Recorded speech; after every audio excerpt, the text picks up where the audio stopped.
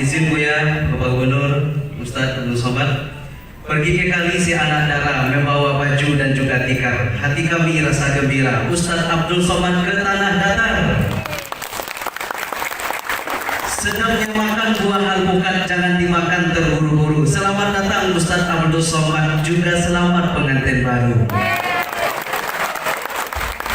Alhamdulillah wa syukurillah, salatan wa salaman ala habibina Mustafa amma ba'du. Baik Bapak dan Ibu, tanpa memperpanjang waktu, kita persilahkan kepada Ustadz Abdul Somad. Kepada Ustadz kita persilahkan. Bismillahirrahmanirrahim. Assalamualaikum warahmatullahi wabarakatuh. Alhamdulillah, wassalatu wassalamu ala rasulillah wa ala alihi wa sahbihi wa man tabi'ahu wa mawalah. Yang sama-sama kita hormati Bapak Gubernur Provinsi Sumatera Barat, Buya Mahildi beserta rombongan, Bapak Bupati Tanah Datar atau yang mewakili, Bapak Wakil Wali Kota Solo, alim ulama, celik pandai, imamah, hadirin hadirat, muslimin muslimat, insya Allah semuanya dimuliakan Allah Subhanahu wa Ta'ala. Ambo datang ke Sumatera Barat setahun sebanyak 3 kali, sampai bulan sekali. Yang terakhir bedah buku di Ar-Rahmah, Baitur Rahmah, hadir Pak Gubernur beserta Ibu. Berkesan bedah buku waktu itu karena langsung Ibu Gubernur bertanya, dan pertanyaan itu membuat ambo trauma. Pertanyaannya, di Ustadz ala begini apa alun? Jadi memang kalau alun nikah memang tidak berani tiba lain ke Sumatera Barat. Jadi alhamdulillah kita bertemu lagi. Saya membaca buku ini, mungkin beberapa pertanyaan akan saya bahas. Sesudah itu nanti saya serahkan kembali ke moderator. Kita akan lanjutkan acara berikutnya. Saya pilih beberapa pertanyaan. Pertanyaan yang di halaman 39. Pertanyaan ini disampaikan di Pekanbaru tanggal 5 April 2017, 4 tahun yang lalu. Kalau kita sakit, kita boleh berobat ke dokter, tapi kenapa tak boleh ke dukun?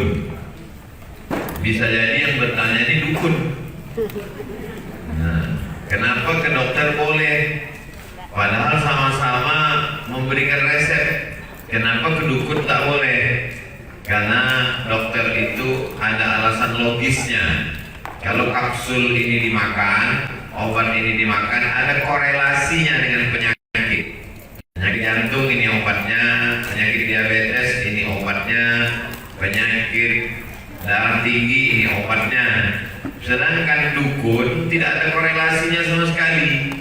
Batu dimasukkan ke air diminum, batu ponari namanya, tiba-tiba hilang. Dan kemudian sebagian dukun ini berteman dengan jin, meminta kepada hantu setan. Dalam hadis dikatakan, man ata kahinan, siapa yang datang ke dukun, fasaddaqahu bima yaqul, percaya pada dukun, falam tuqbal sholatu arba'ina yauman, tak diterima sholatnya 40 hari 40 malam. Dalam Al-Quran surat Al-Jin itu disampaikan memang ada sebagian manusia ini berkawan dengan setan, berteman dengan jin. Dukun-dukun itu rata-rata berteman dengan jin. Dukun yang tidak berkawan dengan jin cuma dukun sunat. Yang lain daripada itu berteman dengan jin. Wa annahu kana rijalun minal insi, ada sebagian manusia ya'udzuna bi rijalin minal jinni. Mereka minta perlindungan, berkawan, minta konsultasi kepada jin. Fazaduhum rahaqa, mereka semakin tenggelam dalam dosa dan kesalahan. Jadi itulah alasan maka bagi masyarakat yang masih berobat kepada dukun supaya beralih ke ruqyah.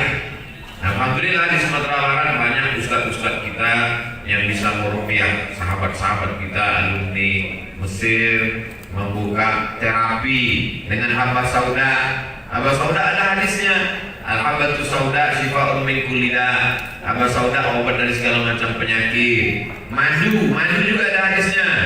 Alaikum bisyifaini al-asal wal Quran. Hendaklah kamu berobat dengan 2 obat, baca Quran dan minum madu. Tapi tidak semua hadis tentang makanan ini hadisnya sahih. Ada juga hadis al-bazinjan syifaa'un min kulli da', terong obat dari segala macam penyakit. Itu hadis palsu yang membuat tukang jual terong. Nah, jadi tanyalah ke ustaz, alim ulama, guru-guru, supaya kita selamat dari jebakan-jebakan dukun ini. Aku yakin kalau video kau diupload, dukun-dukun banyak juga yang sakit hati. Bekok ID Ikatan Dukun Indonesia akan mensomasi Ambo tidak khawatir, karena pasti membawa acara akan dibawa juga. Tentu Pak Gubernur akan membela. Kalau kita takut menyampaikan, kita akan susah, karena semua isi agama itu pasti orang benci. Cerita tentang khamar, tentu pabrik minuman khamar marah. Cerita tentang judi, maka orang yang punya praktek judi tersinggung. Jadi kalau kita pikirkan orang marah, kita tidak akan pernah menyampaikan kebenaran. Yang paling marah orang hari ini adalah Pak Gubernur. Siapa itu? Bank konvensional. Karena beliau beserta bupati, kepala daerah, wali kota berhasil menyelamatkan bumi Minangkabau dari riba. Kita ucapkan tahniah selamat. Kalau ada orang mengatakan bupati kami rajin puasa sunnah, bupati kami rajin sholat duha, bupati kami rajin baca surat Al-Kahfi, itu bukan amal bupati, itu amal ama-ama. Amal bupati, amal pejabat adalah merubah konvensional menjadi syariah. Itu baru amal bupati. Itu baru amal gubernur, amal wali kota. Itulah amal yang tidak bisa dilakukan oleh Ustadz Abdul Somad. Saya hanya mengajak menghimbau. Saya Abdul Somad mengajak menghimbau kepada seluruh sanak Ambo dimanapun berada, marilah tarik uangnya dari bank konvensional, alihkan ke bank nagari syariah. Di perantauan semuanya alihkan ke bank nagari syariah. Sumando tetangga, sahabat, kerabat, alihkan ke bank nagari syariah. Mari kita support, karena ini adalah amal jariah yang akan mengalir sampai mati insya Allah. Jabatan tidak lama, paling lama 2 periode, itu pun kalau ada yang memilih. Tapi amal jariah bank nagari syariah mengalir sampai hari kiamat insya Allah. Amin. Direkam tadi untuk diupload di Instagram. Halaman 71. Apakah wudhu kita batal kalau bersentuhan dengan suami, dengan istri, dengan perempuan yang tak mahram? Batal wudhu? Sebagian sahabat-sahabat dari Muhammadiyah mengatakan tak batal. Yang dari Perti, Nahdlatul Ulama, kaum buruh mengatakan batal. Di masjid ini mengatakan tak batal. Masjidnya mengatakan batal. Laki-laki perempuan bersentuhan batal. Jadi jamaah bingung. Maka saya selalu menyampaikan mazhab-mazhab, pendapat-pendapat ulama. Menurut mazhab Hanafi tidak batal. Laki-laki perempuan bersentuhan kulit itu tidak batal. Karena aula masumun nisa, maaf artinya jima. Kalau berhubungan kelamin baru batal. Kalau hanya bersentuh kulit tak batal. Kalau menurut mazhab Maliki, kalau bersentuh bersahwat baru batal. Kalau tak bersahwat tak batal. Menurut mazhab Syafi'i, bersahwat tak bersahwat batal. Jadi kalau ada tetangga kawan sahabat kita, dia bersentuhan dengan perempuan waktu undangan, setelah itu pulang dia ke rumah mendengar azan, langsung sholat ke surau, ke musola, ke masjid. Kenapa tidak berwudu? Saya tak ada nafsu.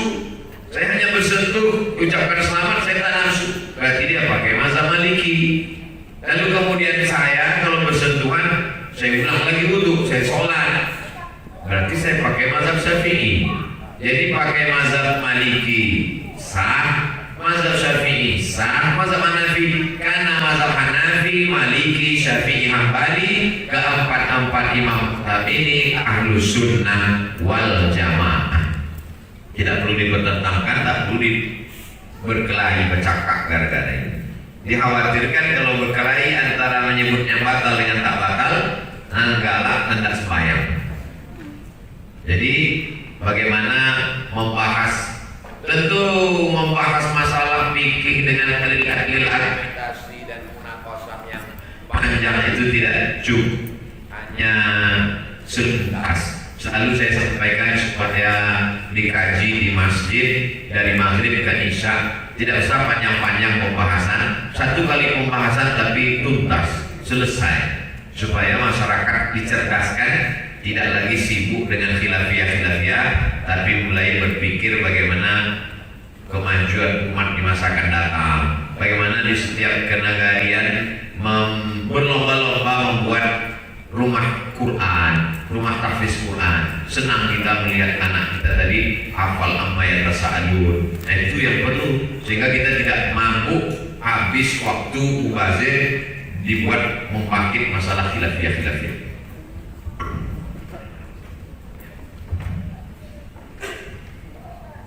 Ya.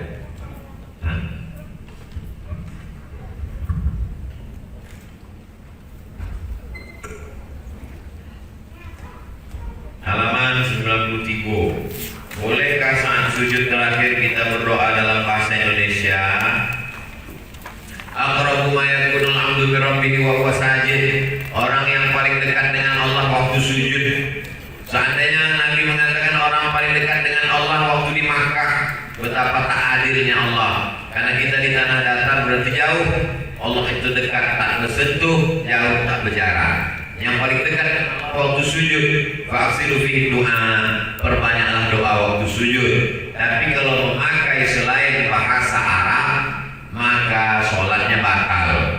Maka bolehkah kita pakai bahasa Minang, bahasa daerah, bahasa Melayu? Boleh, tapi di dalam hati tidak dilafazkan di mulut. Subhana rabbiyal a'la, subhana rabbiyal a'la, subhana rabbiyal a'la, subhana rabbiyal a'la wa bihamdih. Terserah bacaan sujud yang maksud yang ada dalam hadis.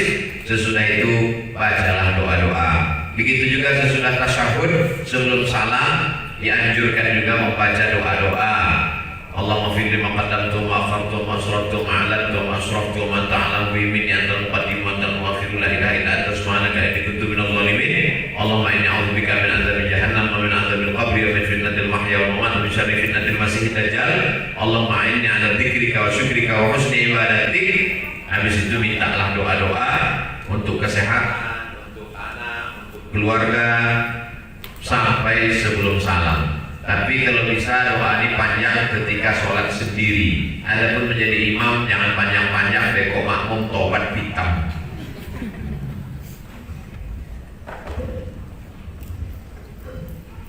Kalau alih waktu lagi tahu apa ya?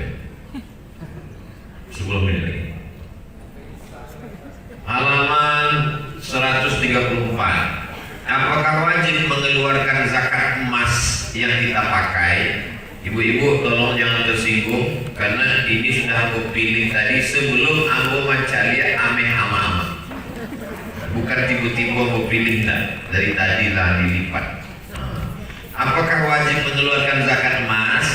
Zakat emas yang menjadi perhiasan perempuan, subang, gelang, anting, rantai, gelang kaki, maka ada dua pendapat. Pendapat yang pertama, dikeluarkan sekali seumur hidup. Jadi kalau ibu-ibu lebih condong kepada pendapat yang pertama, pulang dari sini ambil gelang, subang, rantai, anting, gelang kaki, cincin, maka keluarkan zakatnya sekali seumur hidup 2,5%. Pendapat yang kedua, tidak ada zakatnya sampai beratnya 200 dinar.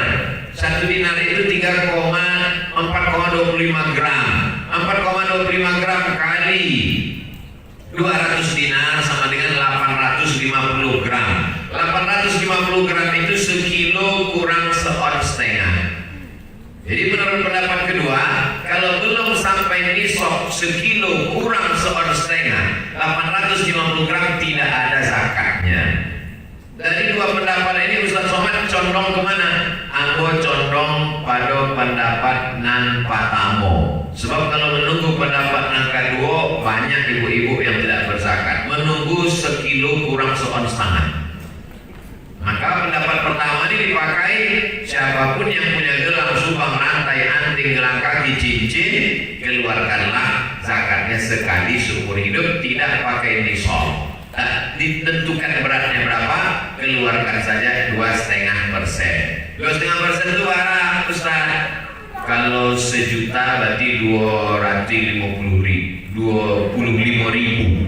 Sejuta 25.000. Jadi kalau gelang, rantai, subang, anting, gigi pun ambil, beratnya 1 on. 1 on berarti 100 gram. 1 gram ini sejuta. 100 gram berarti 100 juta. Berarti keluarkanlah 2,5 juta sekali. Saya lebih condong ke situ karena kalau menunggu 850 gram nanti banyak emas perhiasan perempuan yang tidak dizakati. Adapun emas bapak kalau punya cincin emas maka tidak, laki-laki tak boleh pakai cincin emas. Uhillu dzahab wal harir lil unsa min ummati. Aku halalkan emas dan sutra bagi perempuan. Wa uharrimuhuma lil rijal. Aku haramkan bagi laki-laki. Jadi kalau laki-laki punya gelang, punya cincin, maka dia masuknya bukan kepada zakat perhiasan, tapi masuk zakat simpanan. Kalau zakat simpanan nisabnya berapa? Nisabnya 20 dinar. 1 dinar 4,25 gram. Kali 20 dinar sama dengan 85 gram. Siapa saja yang punya emas batangan, emas perhiasan punya laki-laki, maka dia anggap emas simpanan seberat 85 gram sudah wajib dikeluarkan zakat 2,5%. 85 gram itu 1 gram sejuta berarti 85 juta. Keluarkanlah 25.000 kali 85.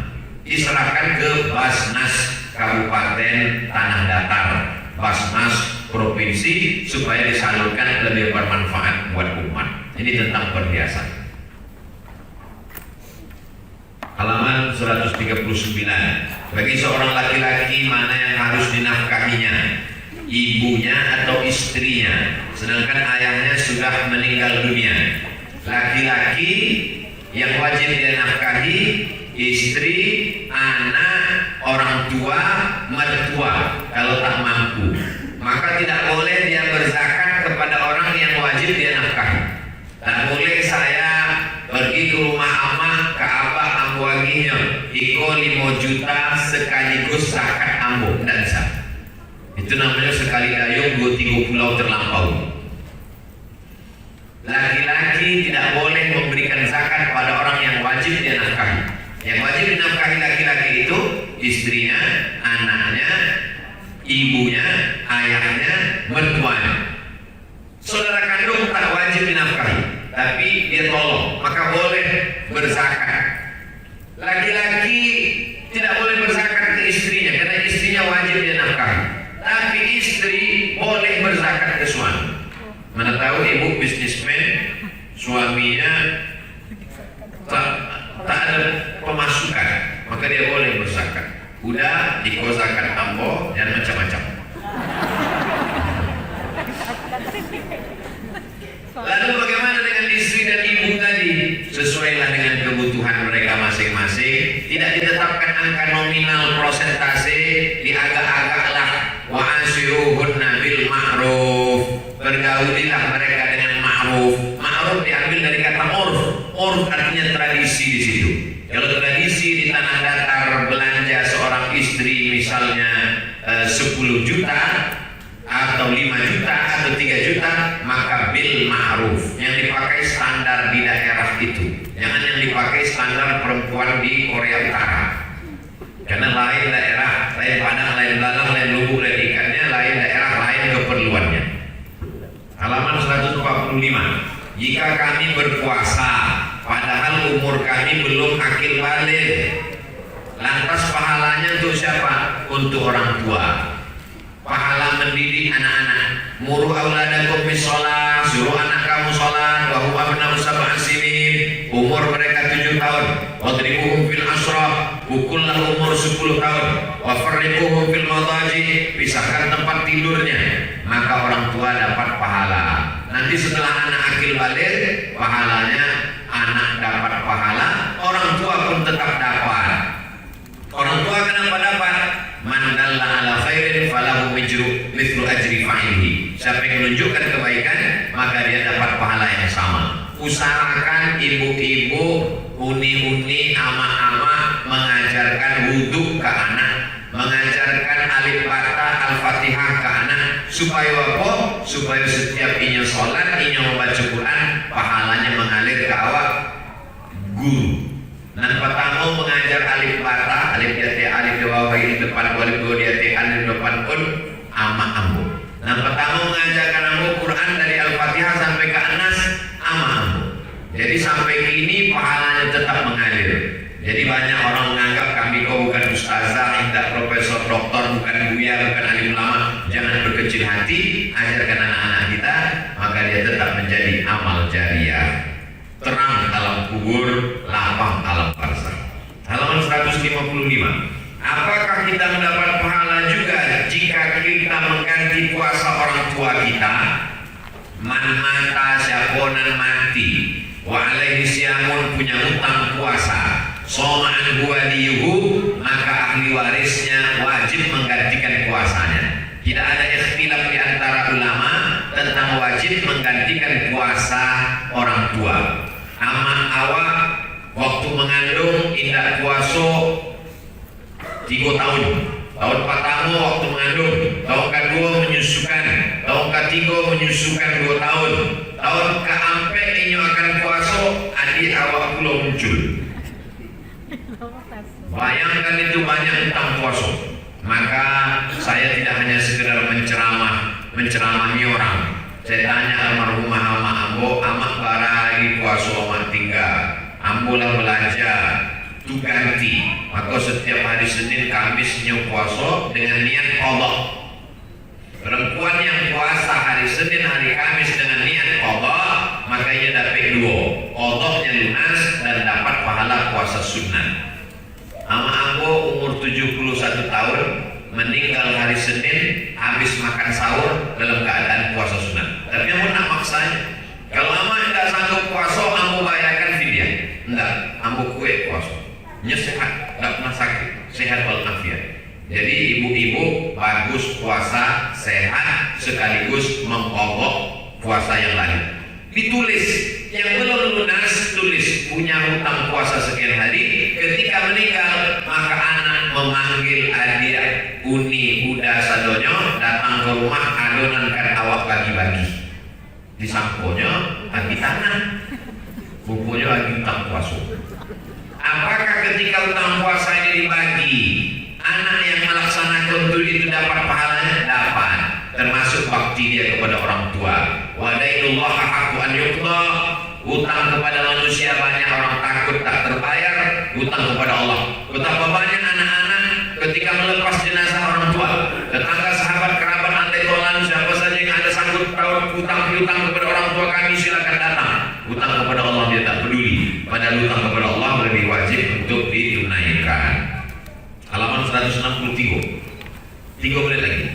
Apakah mabrur haji orang yang berangkat haji dari hasil korupsi?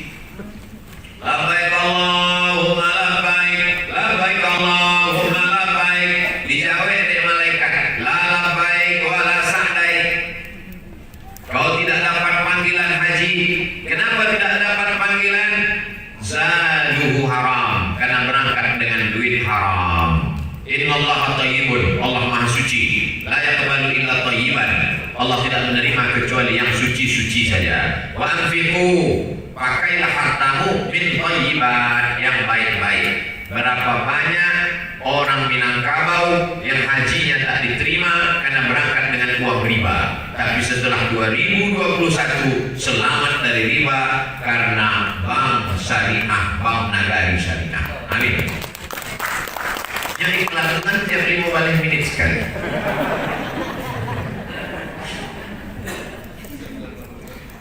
halaman 169. Bagaimana hukum anak yang belum balik diikutkan kurban oleh orang tuanya? Boleh. Dalilnya mana? Waktu Nabi menyembelih kambing, inyambi kambing dan pertama Allahum Akbar, Allahum Akbar, Allahumma minka walaka, Allahumma taqabbal min Muhammad wa ali Muhammad. Ini terimalah dari Muhammad dan keluarga Muhammad. Keluarga Muhammad ada Sayyidina Hasan, ada Sayyidina Husain, masih kete. Lalu kemudian nyambi kambing cirai. Allahu Akbar, Allahumma minka walaka, Allahumma hadza an Muhammad wa ummati Muhammad.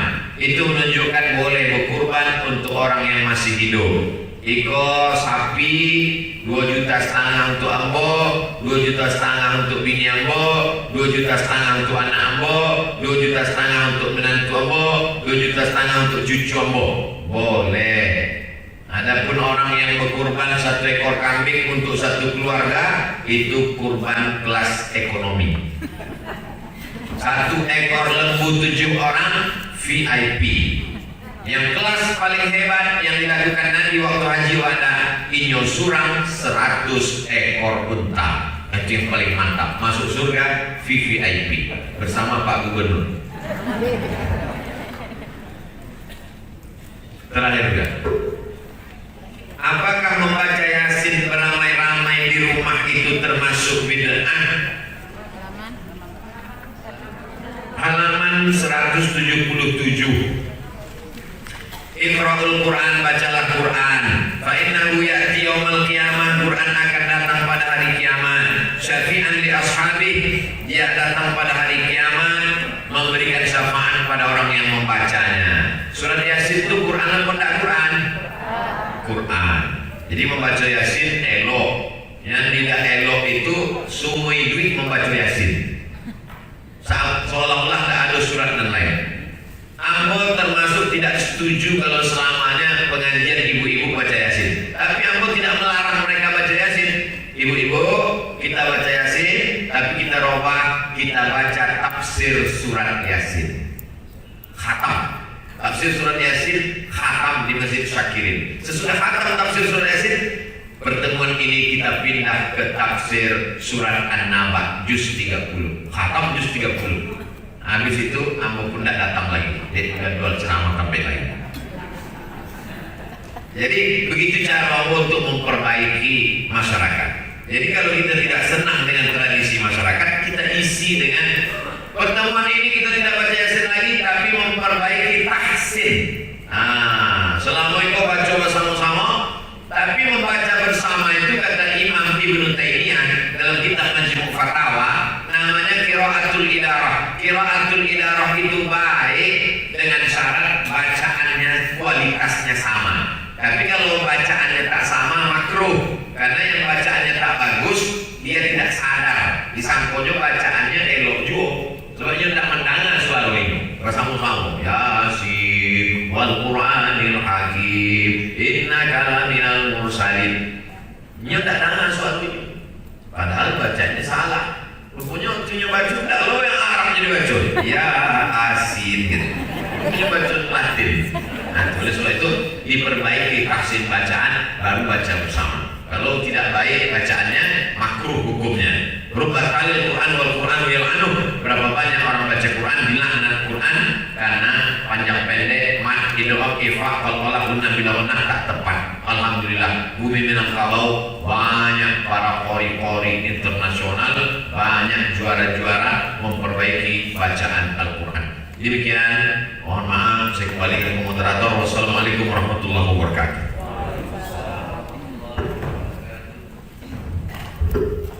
Masih semangat Bapak Ibu? Ustadz Somatnya semangat? Itu bedanya orang yang lah nikah dengan yang belum menikah.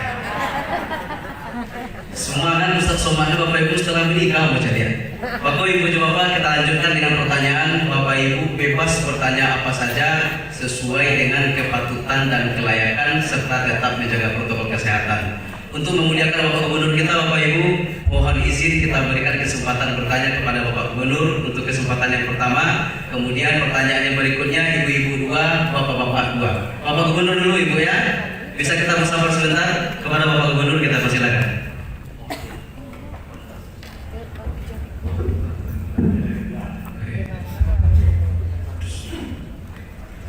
Baik, terima kasih.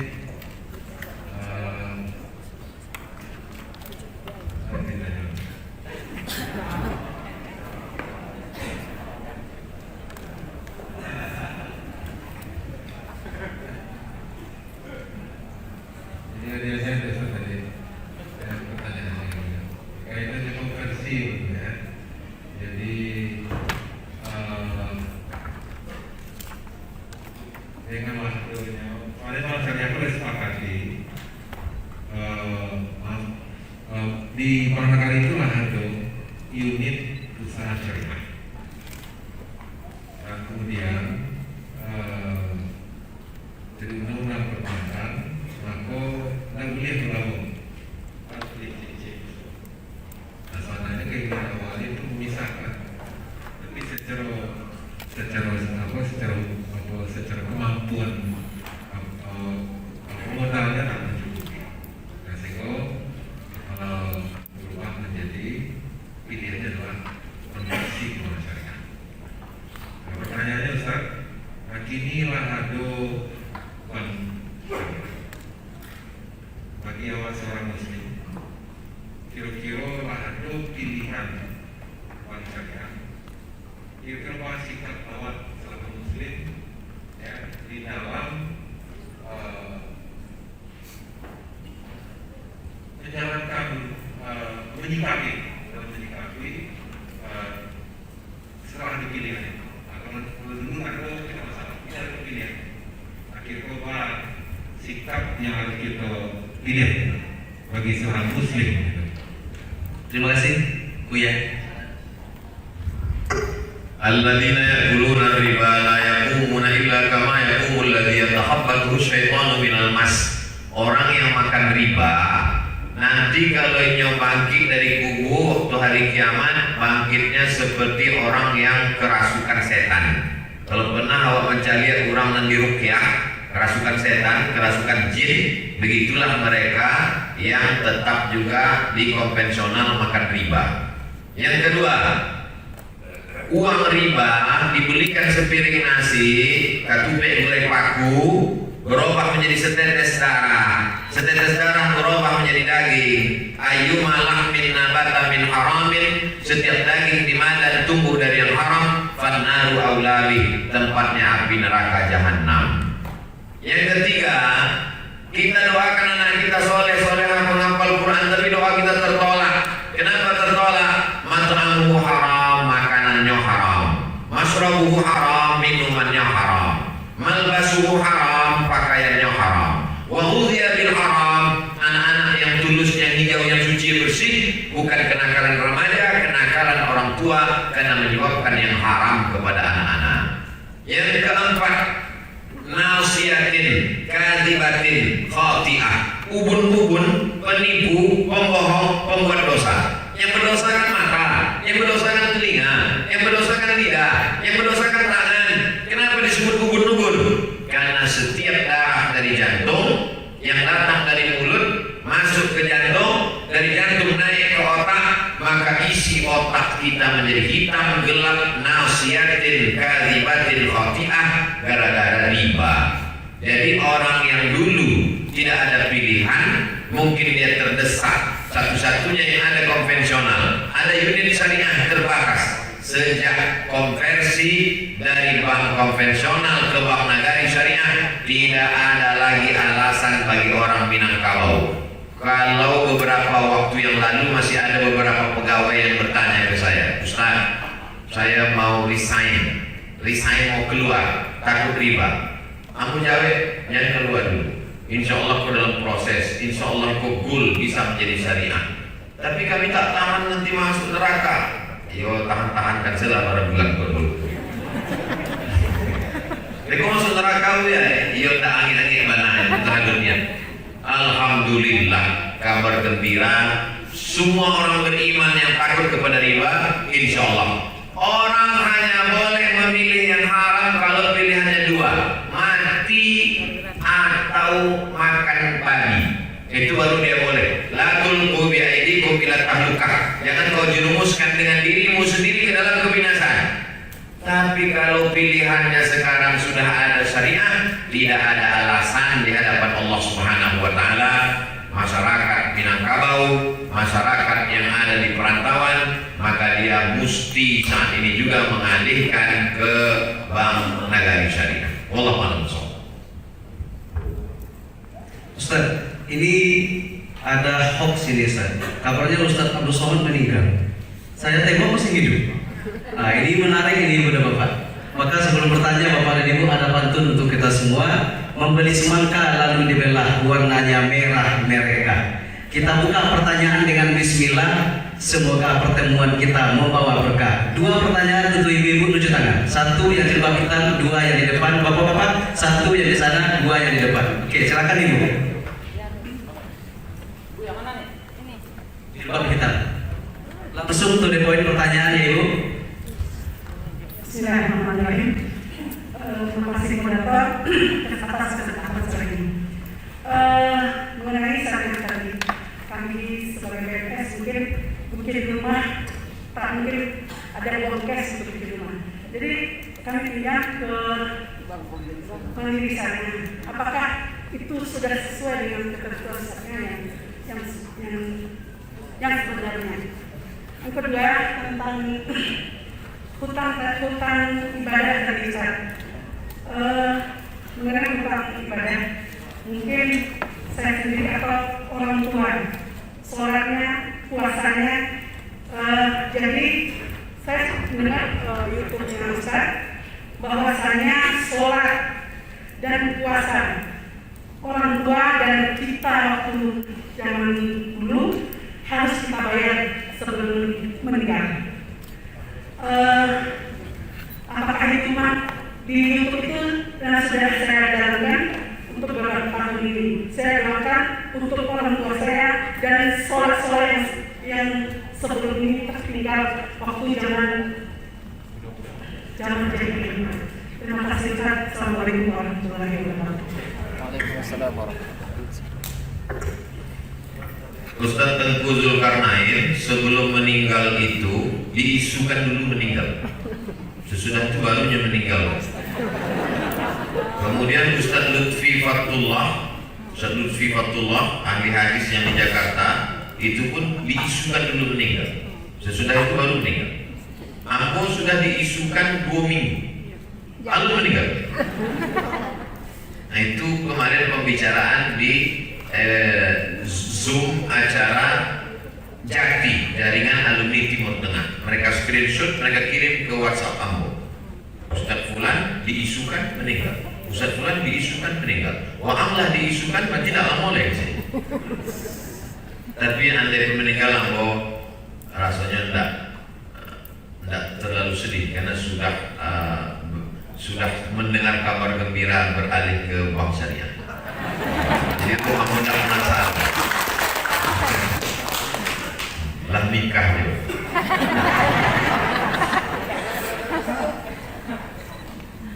Itu tentang praktek Bank Syariah.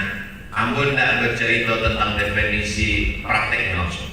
Ambo datang ke bank konvensional. Assalamualaikum, selamat pagi Bapak. Tidak amunya Waalaikumsalam, selamat pagi. Lah jadi awak ustaz ya, selamat pagi juga sih. Ya enggak Pak. Saya mau pinjam uang. Dikasih yakin Ambo pinjam uang. Ambo pinjam piti, Ambo bayar piti. Labiah. Pinjam 100 juta, bayar 120 juta. Nan balabiah itulah riba. Sama juga di bank syariah, balabiah juga, cuma beda nama saja. Kalau di bank konvensional namanya bunga, kalau yang ini namanya tahapu-tahapu. Maka yang membedakan itu akadnya. Sekarang kalau mau datang ke bank syariah, Assalamualaikum, Waalaikumsalam. Saya mau pinjam uang 100 juta. Kecil orang bank syariah, kami tidak meminjamkan uang. Karena pinjam uang, bayar uang riba. Ustaz mau apa? Saya mau beli mobil. Oh, kalau begitu akadnya kita buat murabahah. Murabahah itu diambil dari kata riba. Riba artinya untung. Maka bank ini membeli mobil. Bank membeli mobil secara cash.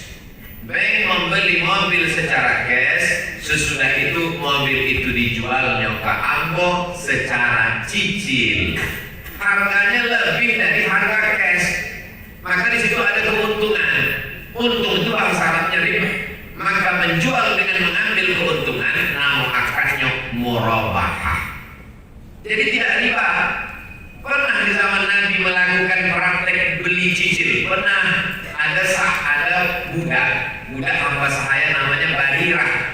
Barirah ini dijual kredit selama 9 tahun, dibayar dengan gandum. Jadi zaman Nabi sudah ada jual beli, harganya berlebih dari harga yang kontan. Itu sudah Ambo tulis di blog Ambo, bisa ditulis di Google, buka www.google.com, tulis di situ Somad Morocco, SOMADMOROCCO.com, Somad Morocco. Oh, handphone tadi awak matikan, takut jadi door prize. Tapi kalau nggak mati ada di situ. Tulis saja Somad Morocco spasi kredit. Jadi kalau nggak dapat tulisannya share ke grup-grup tentang bahwa jual beli dengan bank syariah itu akadnya benar menurut fikih. Lalu kemudian aku datang ke bank syariah. Saya mau pinjam. Bapak mau buka bisnis apa? Saya mau buka kolam ikan emas. Dikasihnya pinjaman. Namanya mudharabah bagi hasil. Bagi hasil sudah dilaksanakan Nabi Muhammad SAW ketika mereka mempraktekkan jual beli barang-barang Khadijah dijual belikan, nanti hasilnya dibagi. Itu disebut dengan, jadi banyak akad-akad yang disediakan di bank syariah. Makanya mesti sejalan. Majelis Ulama Indonesia juga membuat pengajian ustaz-ustaz di masjid, jangan lagi mengkaji masalah air suci mensucikan, darah nifas, darah haid, darah bisul, darah jerawat, darah wiladah. Itu penting bukan tak penting, tapi nanti mulai kajiannya tentang fikih muamalah, gadai, jual beli, murabahah, mudharabah, sehingga apa yang dipraktekkan masyarakat di lapangan sudah dikaji di masjid-masjid. Mulai pengajian bersilabus. Ini tentang masalah praktek nanti ibu bapak yang di bank syariah. Tentang membayar sholat. Yang ada dalam hadis membayar puasa. Man mata, siapa yang mati, wa alaihi syamun, punya utang puasa, soma'an buwalihu, maka ahli warisnya membayarkan puasanya. Adapun sholatnya tidak dibayar. Ambo sholat 2 rakaat membayarkan sholat apa ambo nanti dari akil balik sampai mati. Tidak ada dalilnya membayarkan, mengqadhakan sholat. Tapi di sebagian daerah ada orang di kampung membayarkan sholat yang tinggal itu pakai beras. Ada tradisi itu di Minangkabau. Di sebagian sampai ada. Ambo tidak berani menjawab. Waktu itu ambo ceramah di Kabupaten Pelalawan. Ustaz, tradisi di kampung kami kalau ada orang meninggal dibayar pakai bare, sembahyangnya lama-lama bertinggalkan dibayar pakai bare. Saya tak bisa jawab. Ambo pulang ke Pekanbaru, ambo buka kitab. Rupanya ada ijtihad Imam Syafi'i. Imam Syafi'i berijtihad. Kalau ada orang meninggal, sebelum meninggal inya bernazar iktikaf. Ambo bernazar iktikaf 10 malam. Meninggalnya, maka 1 malamnya itu bisa dibayar 1 mud. 1 mud itu 7 on setengah. Jadi kalau 10 malam 7,5 kilo dibayar, 10 malam nazar iktikaf. Itu ijtihad Imam Syafi'i. Datang Imam Al-Bawawi. Imam Al-Bawawi imam juga dalam mazhab Syafi'i. Kata Imam Al-Bawawi, kalau iktikaf bisa dibayar 1 malam 7,5 on setengah, maka 1 sholat pun bisa dibayar juga 7,5 on setengah. Datang Imam Nawawi, Imam Syafi'i, Imam Bawawi, Imam Nawawi. Imam Nawawi menulis ini dalam kitab, namanya kitab Al-Majmu' Syarah Muhazzab. Tapi ambo tidak mengamalkan. Aku keluarga ambo bertanya ke ambo, "Iko datu awak sholatnya bertinggalkan apa yang pakai bare?" Kecil ambo indah. Kenapa tidak? karena ijtihad itu bukan ijtihad Imam Syafi'i, tapi ijtihad Imam Al-Baghawi yang dia dasarkan kepada ijtihad Imam Syafi'i tentang i'tikaf, bukan tentang sholat.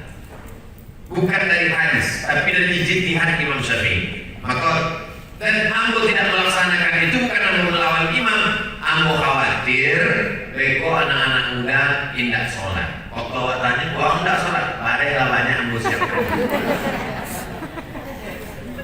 Pertanyaan ibu tentang sholat yang tinggal dan lama-lama.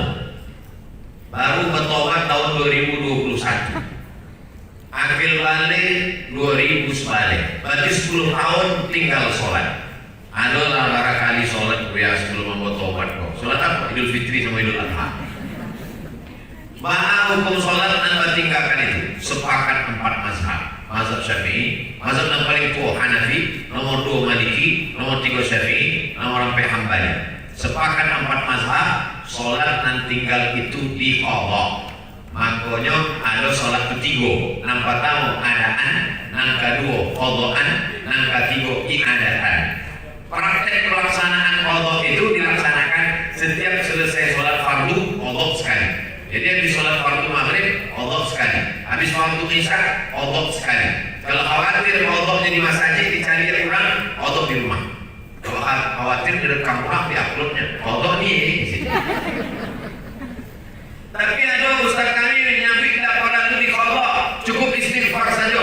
Ini pakai pendapat Ibnu Taimiyah. Ibnu Taimiyah keluar dari empat mazhab. Kecetnya tidak perlu diqadha, istighfar saja selesai. Kalau itu aku ikut itu aja ya, terserah.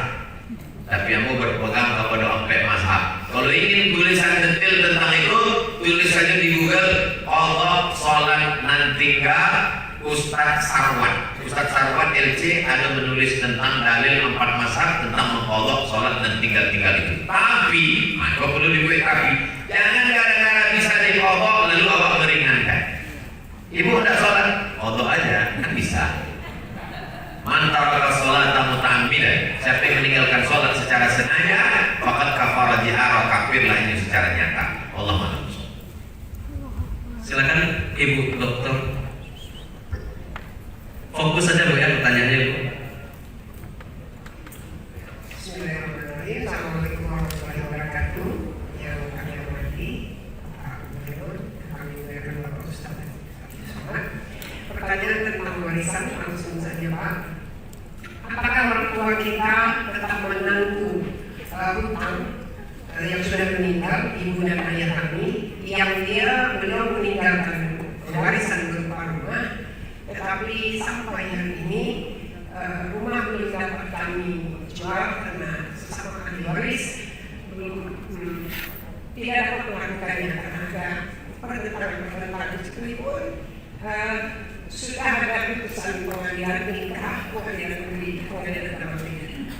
Secara batin masih merasa apakah orang tua kami masih tertanggung hutang itu memang meninggalkan hutang. Apakah kewajiban anak harus membayarkan ketika warisan itu tidak bisa dieksekusi? Terima kasih. Assalamualaikum warahmatullahi wabarakatuh. Waalaikumsalam warahmatullahi wabarakatuh. Min ba'di wasiyatin yusi biha audain. Tidak boleh harta warisan dibagi sebelum dikeluarkan dua. Yang pertama, min ba'di wasiyatin, keluarkan wasiat. Wasiat itu tidak boleh lebih dari sepertiga harta. Jadi kalau ambo sama hidup berwasiat, beko kalau ambo mati itu ada piti ambo 100 juta untuk masjid, maka dilihat kalau ternyata hartanya cuma 200 juta, maka yang 100 itu tidak tertunai karena terlalu banyak lebih dari sepertiga. Harta hanya boleh diwasiatkan sepertiga berdasarkan hadis Nabi as-sulusu kasir antara warasataka alniyan khairun min antada'um allatan yatakaffafuna 'alan nas. Pertama, keluarkan wasiat tidak boleh lebih dari sepertiga harta. Yang kedua, audain, bayarkan hutangnya. Setelah wasiat dikeluarkan, hutang dikeluarkan, barulah bisa dibagi harta warisan. Jadi bukan dibagi dulu baru hutang dibayar, bukan begitu caranya. Jadi kalau dibagi dulu lalu kemudian bayar, tidak. Jadi orang tua yang sudah meninggal dunia, siapa membayarkan hutangnya? Ahli waris membayarkan hutang dan itu harta yang ditinggalkan. Ternyata setelah harta yang ditinggalkan ini dibagi, tidak cukup. Harta yang ditinggalkan 100 juta, utangnya 200 juta. Siapa yang membayar 100 lagi? Ahli waris tidak wajib membayarkan hutang orang tua dari harta dia sendiri. Saya ulang sekali lagi. Ahli waris membayarkan hutang almarhum dari harta peninggalannya. Setelah dibagi habis membayarkan hutang, masih tersisa, maka ahli waris tidak wajib membayarkan hutang almarhum dari uang dia sendiri. Tapi kalau ada di antara mereka yang sukarela sebagai baktinya kepada orang tua, maka itu termasuk birrul walidain. Tapi hukumnya tidak wajib. Demikian tentang hutang ahli waris. Bagaimana ruh orang tua kalau harta warisannya belum dibagi? Wala taziru waziratu wizra ukhra. Orang tidak memikul dosa orang lain. Capek awak bagi, iko kalau tidak awak bagi, ruh gaya awak tersangkut di Karambia. Nah, tidak ada hubungan. Wala taziru waziratu wizra ukhra. Anak-anak yang tidak mau membagi harta warisan itu dosa mereka. Orang tua sudah lepas. Tapi orang tua bisa menanggung dosa kalau dia tidak mendidik anak-anaknya pendidikan agama. Anak-anak sudah dimasukkan ke pesantren, sudah belajar ilmu faraid, ternyata mereka tidak mengamalkannya, maka orang tua tidak menanggung dosa. Tapi kenapa ada hadis mengatakan al-mayyitu yu'adzabu bi bukai ahli? Mayat diazab karena anaknya menangis. Kenapa anaknya menangis, mayatnya yang diazab? Kalau begitu mayat itu menanggung dosa anak yang menangis. Ternyata hadis itu ada asbabul wurudnya, ada kronologisnya. Waktu itu di zaman jahiliyah, siapa yang paling kayo waktu dia mati diundang grup menangis. Ada grupnya.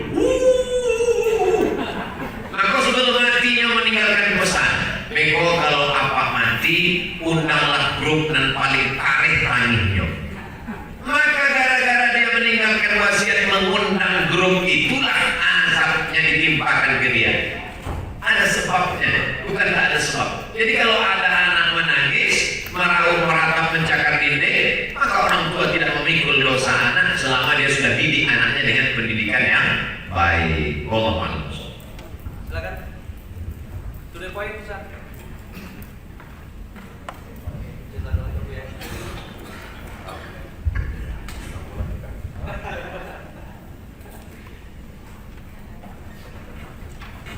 Assalamualaikum warahmatullahi wabarakatuh.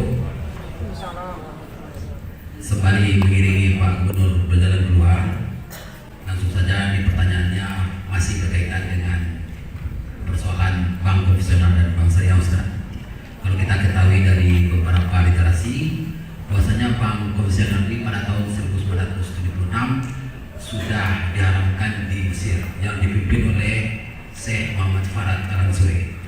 Namun pada tahun 2 Desember 2002 justru bank konvensional boleh lagi di Mesir yang dipimpin oleh Syekh Al-Azhar Syekh Muhammad Tandauri.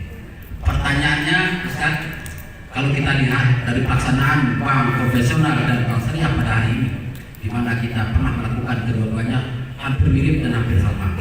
Walaupun di akad tadi pun di bank konvensional kalau kita lihat pada akhir-akhir ini juga semakin membaik.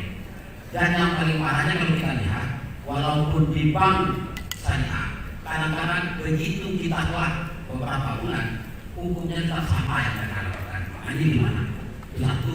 Yang kedua, Ustaz, itu berkaitan dengan kita yang menangkap ini penting, Ustaz. Berkaitan dengan masalah gadai. Ada mengatakan para tokoh-tokoh dan ulama mengatakan apabila sudah 30 tahun maka kembalikanlah sawah, ladang atau kebun itu karena itu dianggap sudah lunas.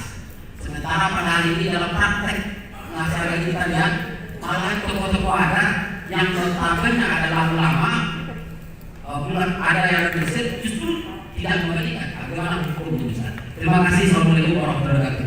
Waalaikumsalam. 3 pertanyaan. Pertanyaan yang pertama, bahwa ada Syekh Azhar namanya Syekh Muhammad Tandauri mengatakan bank bunga bank itu tidak riba. maka dibantah oleh Syekh Yusuf Al-Qaradawi. Judul bukunya Fawaidul Bunuk Riba Al-Muharram.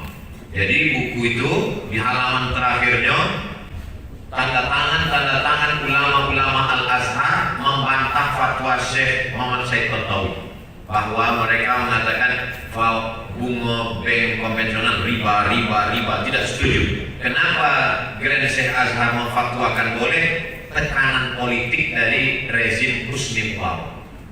Sedangkan Syekh Yusuf Qaradawi tidak bisa tinggal di Mesir, yang tinggal di Qatar, Ketua Ikatan Ulama Dunia, alumni Azhar.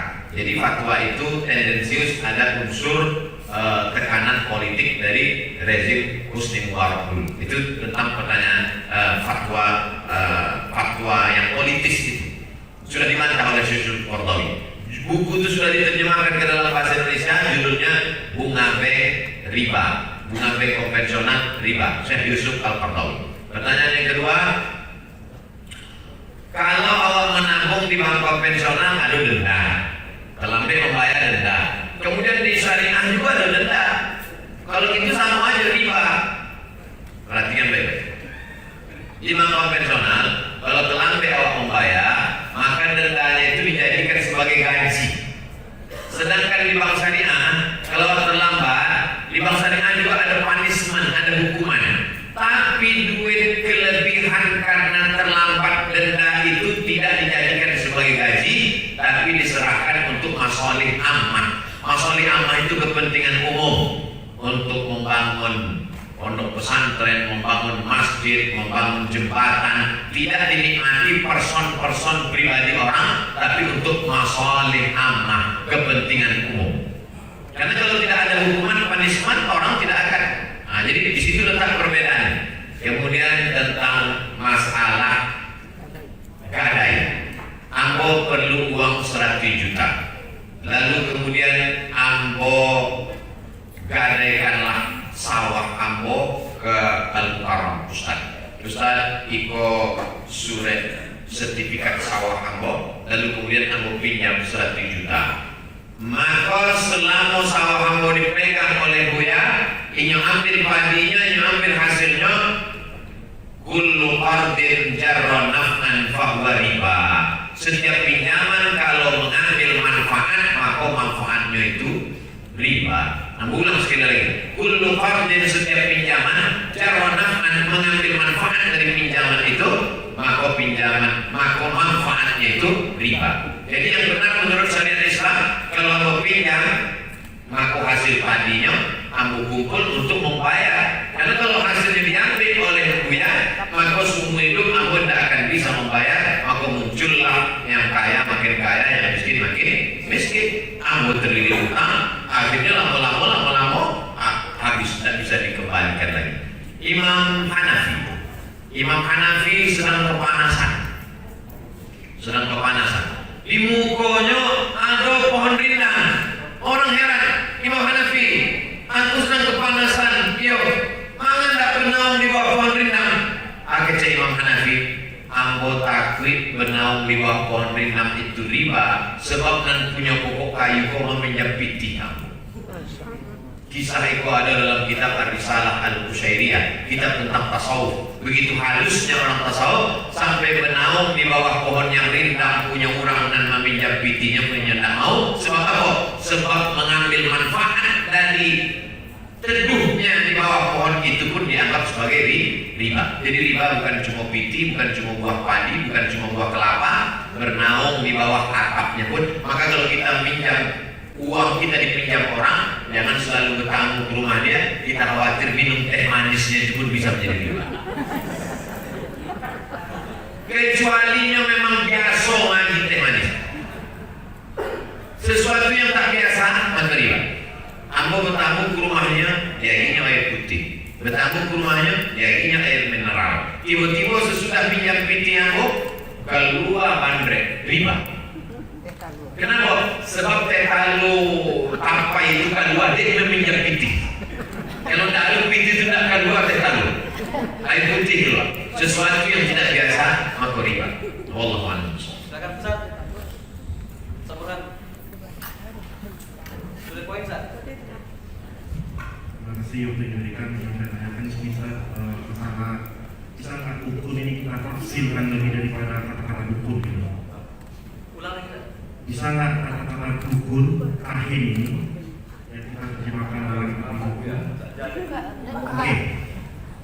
Ya, bisa nggak kata-kata kahin yang maknanya kita dukun kahin maknanya dukun. Bisa nggak kita tafsirkan lagi maknanya untuk makna yang kalau misalnya datang ke dukun tidak diterima soalnya kembali. Karena dalam praktek terutama saya pernah di kampung saya dipanggil untuk rupiah dan melihat kondisi-kondisi petisi yang menyuarakan orang di kampung itu. Mereka itu biasanya sholat subuh pagi sholat, tapi dia istilahnya beberapa itu pakai simbol-simbol daun-daunan gitu. Dan saya kira itu kalau misalnya kita katakan dukun dan banyak orang berobat ke sana, berarti banyak orang yang tidak terima sholatnya. Banyak orang yang tidak terima sholatnya. Jadi bisa nggak kata-kata dukun ini kita lebih sempitkan lagi? Terima kasih, Pak. Dalam hadis ada dua istilah. Yang pertama man ata arrafan, yang kedua man ata kahinan. Dalam terjemahan bahasa Indonesia, arraf pun diterjemahkan dukun, kahin pun diterjemahkan dukun. Padahal beda. Arraf ini memprediksi masa depan, memprediksi orang, melihat tanda-tanda. Kalau talingonya wiko, nasibnya wiko. Kalau tailalan siko, iko. Itu namanya arraf. Sedangkan yang pakai jin itu kahin. Jadi kalau ini ada berkawan dengan jin nenek moyang leluhur turun temurun, ada pakai orang-orang gaib segala macam, maka disebut dengan kahin. Kalau tidak mau pakai istilah dukun, dua istilah. Arraf, peramal yang tidak pakai jin, kahin, peramal atau tukang obat atau lain-lain yang pakai istilah dukun. Adapun istilah di tempat kita dukun tapi tidak meramal dan tidak pakai jin, maka dia tidak dukun. Itu tadi maka saya sebut dukun sunat. Dukun sunat tak pakai jin, pakai gunting. Maka tidak. Jadi kalau tidak mau pakai istilah dukun, pakai dua istilah tadi. Kalau dia pakai ramal-ramal masa depan tidak pakai jin, namanya arraf. Tapi kalau pakai jin luhur, pakai penunggu, maka disebut dengan kahin. Allah a'lam.